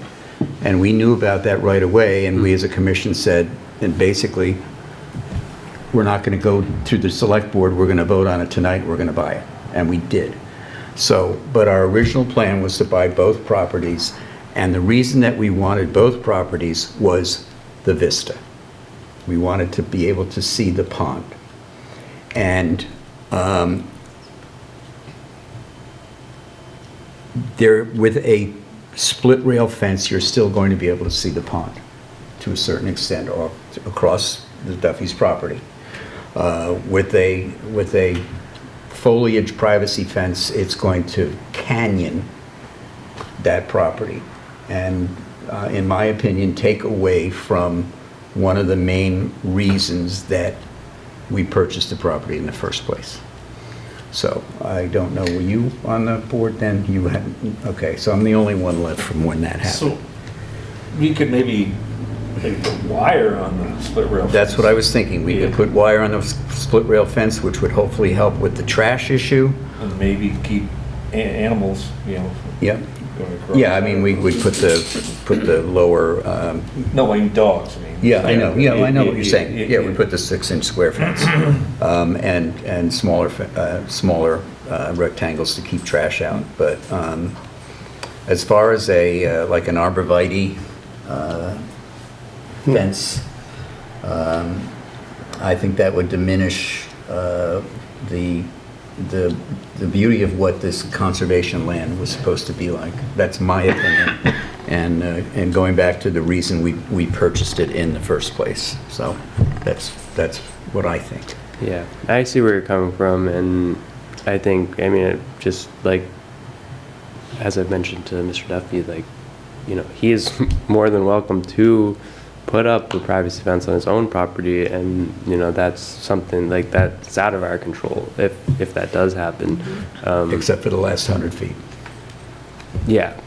The last 100. Close to the pond. The pond. Yeah, Right, right, because right, that's right, within right, our right, jurisdiction. Right. So I think, you know, And that's where the like, view is. that's, you know, just these are all Okay. considerations, but I just wanted to make sure that Mr. Duffy All right, is well- heard in this matter, you know, especially because we're in the process right now.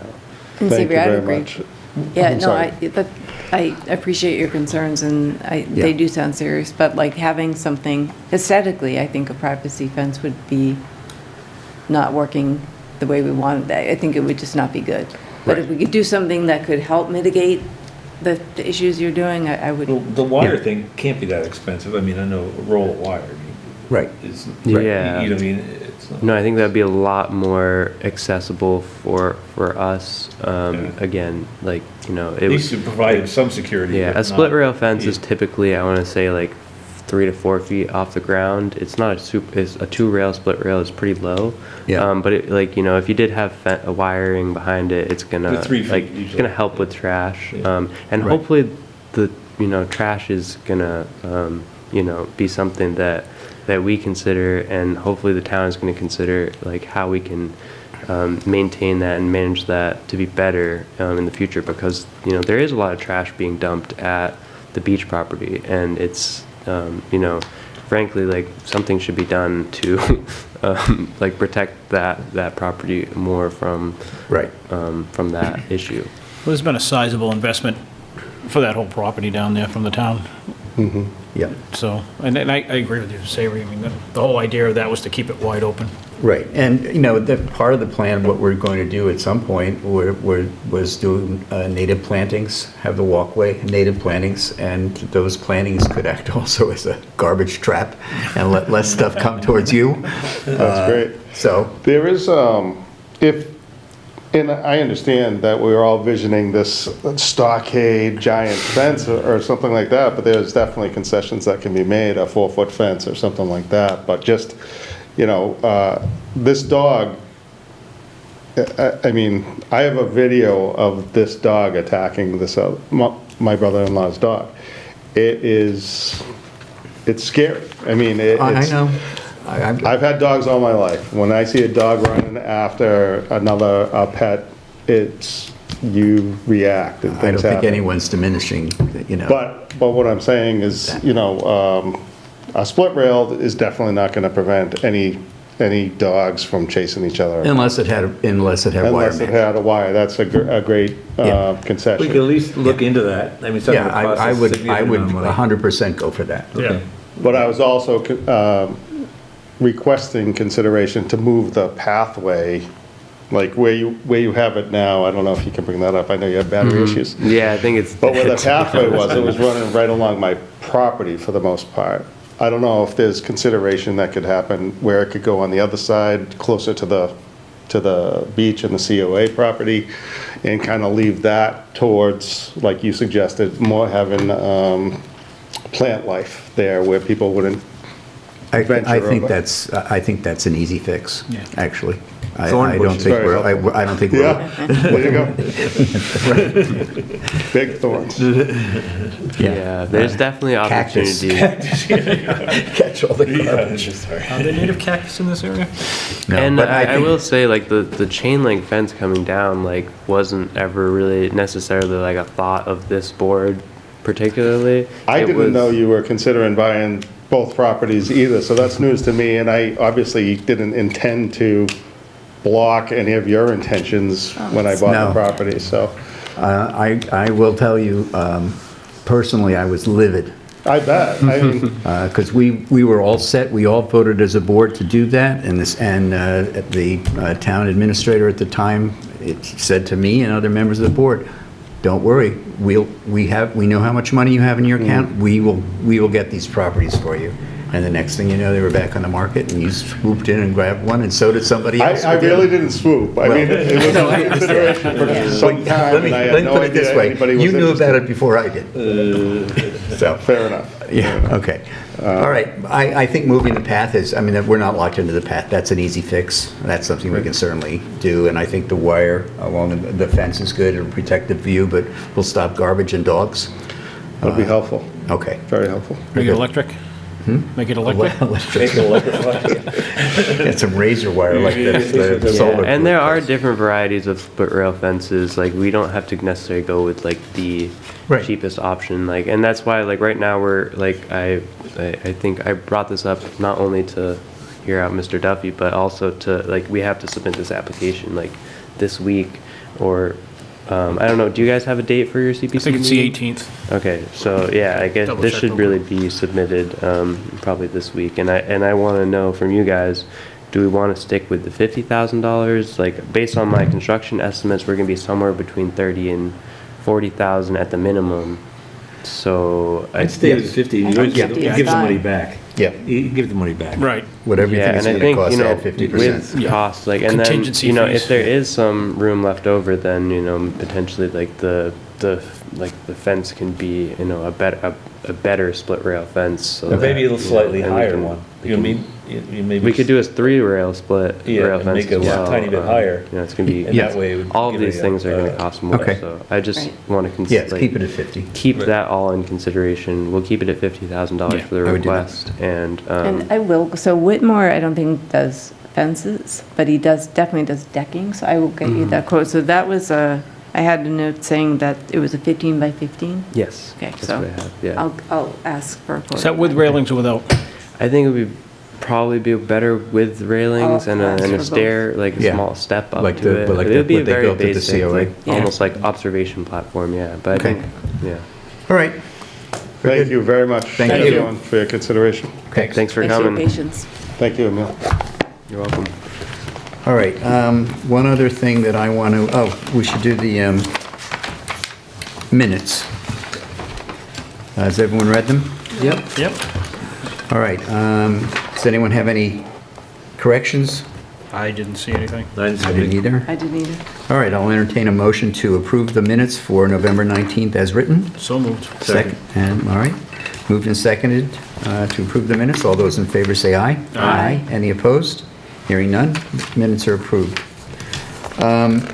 The last thing that I want to bring up under unanticipated, I went to the DOER meeting about solar siting moving forward. And there are going to be sea changes in how everything works. with- What kind of changes? Sea change. Sea changes.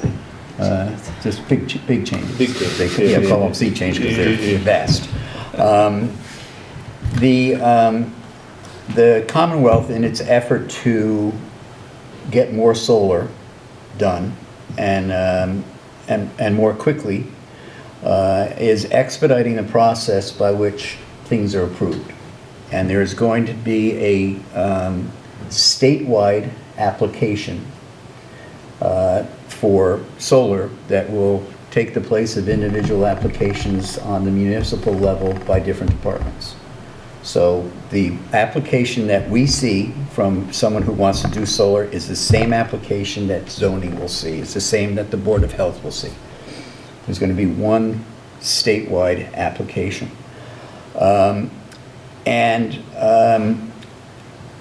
Before that application is filled out, there was an email that Meg sent, I think she sent it to everybody about 3 weeks ago, talking about the meeting, and there's a PDF in there that explains all this, and I think it's a good read, because it's going to affect us in the not-too-distant future. The application, there's going to be a pre-application period where the applicant has to have get all of the information they need to fill out the application. They have to have at least one public meeting to invite people who are going to be affected into it before they do before they submit their application. And that's going to be on them. It's not a town thing. They're going Really? to have to, the applicant is going to have in effect, a public hearing. And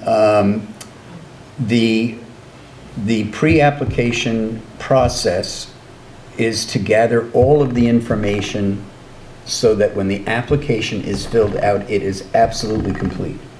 That there's not going to be any wiggle room coming back and saying, I don't know how many megawatts yet, I'll come back to you. That's not acceptable. Every T has to be crossed and every I has to be dotted on this application before it's put into the system. The application is going to be graded by the DOER for its general benefits and detriments to community, the grid, and every application is going to get a score. The lower the score, the better. You're going to get points for demerits, so to speak. And so as those things build up during the pre-application process, that's going to pretty much determine what the DOER is thinking about this project.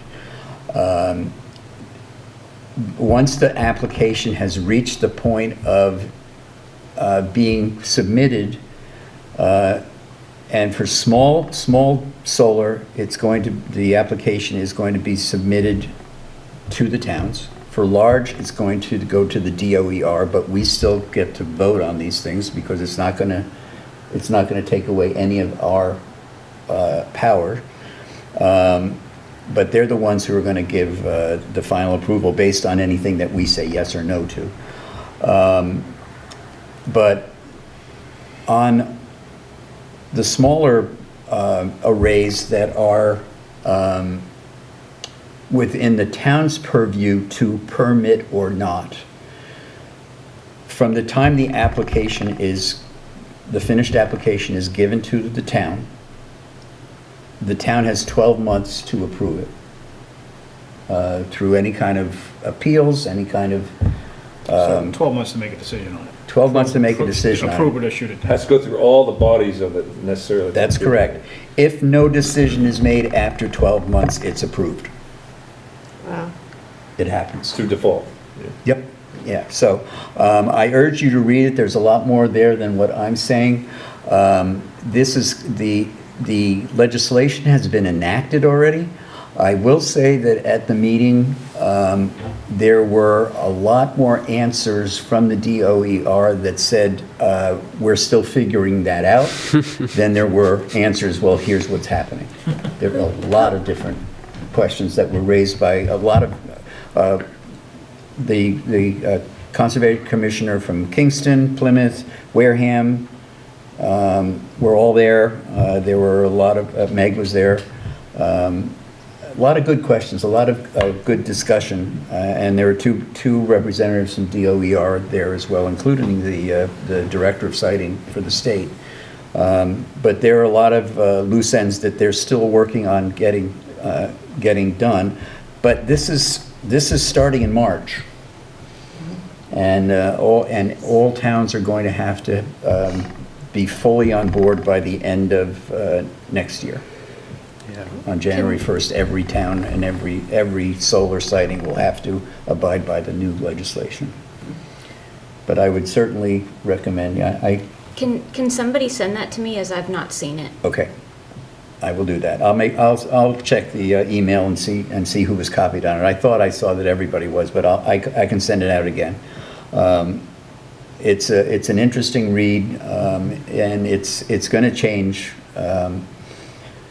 Not so much how we do things, it's going to change the pre-application before it comes to us, and it's going to eliminate the back and forth, or not eliminate, but put pressure on the appeals process. You know, if they appeal to the DEP, they say that the DEP was no longer going to hear appeals. For solar? Yeah, I think it's going to go through the DOER, I think. So, do they have a score that is a failing score? Or is it just, Or does Sounds everything like go somebody forward no golfs matter what? makes- No, no, Scores, the I lower the believe score, the that, better. I believe that the max score you can get is 25 before you have to go back to the drawing board and come back. so it is being used as Yeah. a, Yes. yeah, okay, that's, Yeah, there's a point at which you can no longer move forward. And even if you're on the upper echelon, they're going to ask you to make changes to bring your score down. But again, how that works at the end was something they're still working on.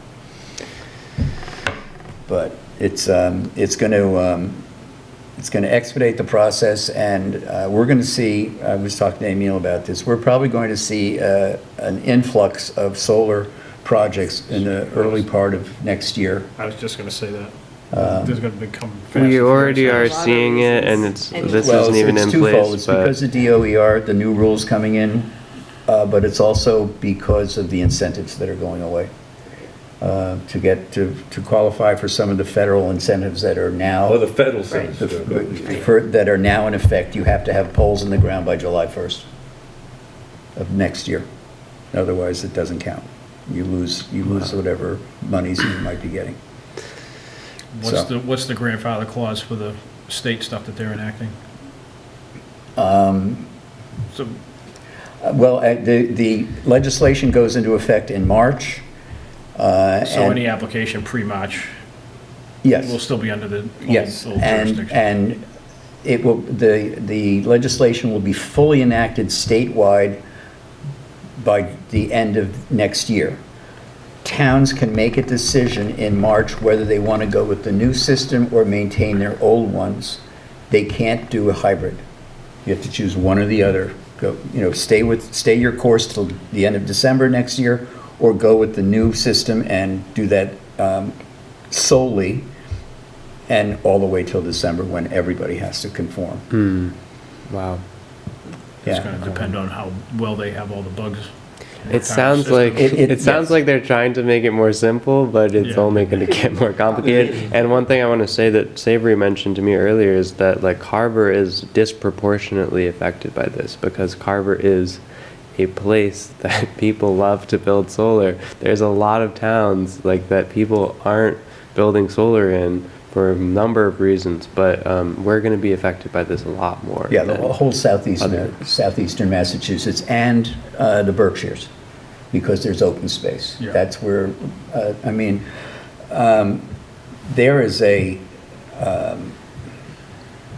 there is a very high goal that the state is trying to reach for elimination of fossil fuels. for megawatts of solar power. It's a tenfold increase of what we have now by 2035. And, that's a lot of solar. Yeah. So they acknowledged the impropriety of our area and the Berkshires where there's space getting more of its share of solar than Metro West, where there's no room to do that.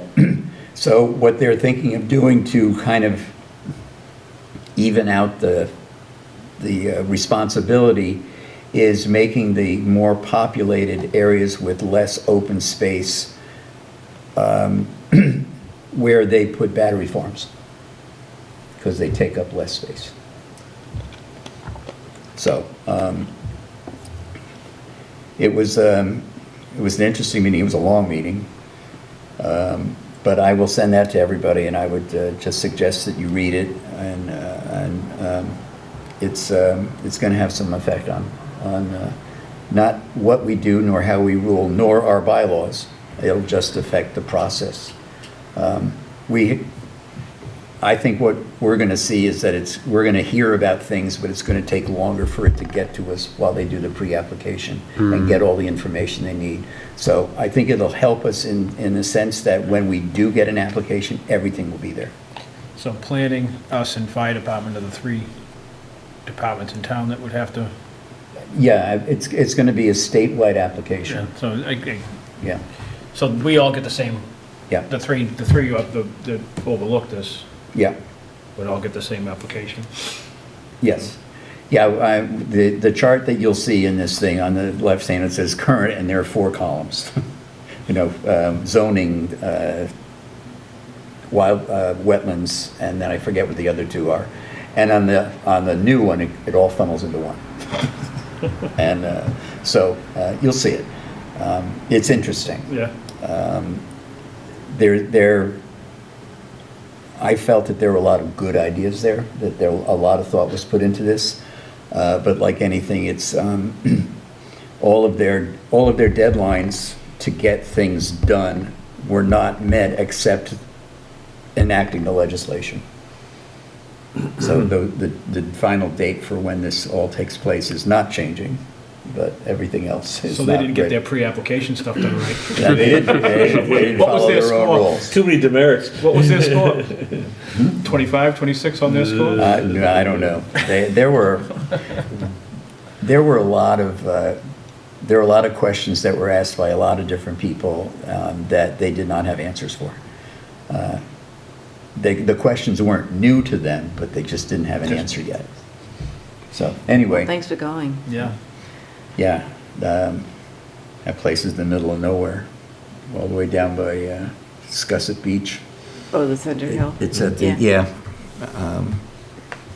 The thing I think is interesting is they did talk, and Emil mentioned this, like, I thought it was going to be more about responsible siting but it was actually more about permitting and the legal process. It's more about process and expediting the I process. mean, I didn't think that's what it was. I mean, when it said like, we'd talk about responsible solar siting, like that's what the description said. That's what I thought it was gonna be about too. So I was but like, I really should be going to this. This is all news to me from Well- Savory, and I'm like, oh boy.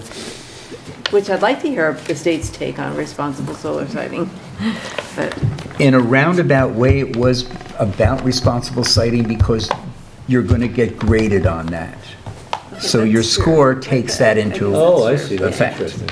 All right, but, you know, if it's community, it's how it affects community, how it affects environment. So all of those things have numbers attributed to see that. that, yeah.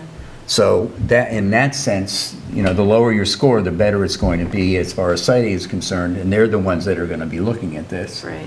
Yeah. So, My only last question is, did they mention if they're gonna be providing some kind of education process for conservation commissions, planning board members, agents, et cetera? I'm sure they will. The one thing, the one thing that they're going to have is that every municipality is going to have to assign a current employee or a new employee to be the liaison, to do that, to work with all that. So they suggested you. that they suggested that it would be the town planner. Okay. They Yeah. suggested that it's a role, kind of a role for a town planner to do, Interesting. because it involves so many other different departments, you know, it's zoning, it's ZBA, it's conservation, probably health to a certain extent, maybe, and Fire. Fire. Yeah. Well, thank you again for Yeah. the update on that. It's really helpful. Yeah, it was, I'm glad I went, it was good. It was interesting, and I got to meet my compatriots from other towns. And actually, we spoke about, we exchanged numbers and everything. We spoke about, after the first of the year, kind of starting a communications link so that we're all talking to each other. Because the guy in Wareham said, he said, we share a border, and we have projects that cross that border. Yeah. And we had tonight, Middleborough, the same thing. So, I mean, it would be nice to have an open line of communication to the Conservation Commission in Middleborough, and also in Wareham and Plymouth and everywhere else we touch. So that, you know, we know what's coming down on their side, they know what's coming down on us. And what their thought processes are. Yes, yeah, so, anyway, it was interesting. So I'll make sure that everybody has that. And Okay. I would recommend I don't giving remember a seeing read- it either, but a it read doesn't through. mean I didn't see it. Okay. It wasn't there. Yeah, I just looked quickly. All right, anybody have anything else? Nope. No? All right, motion to adjourn? So moved. Second? Second? All right, and second. All those in favor, say aye. Aye. Any opposed? Hearing none. Thank you, Area 58.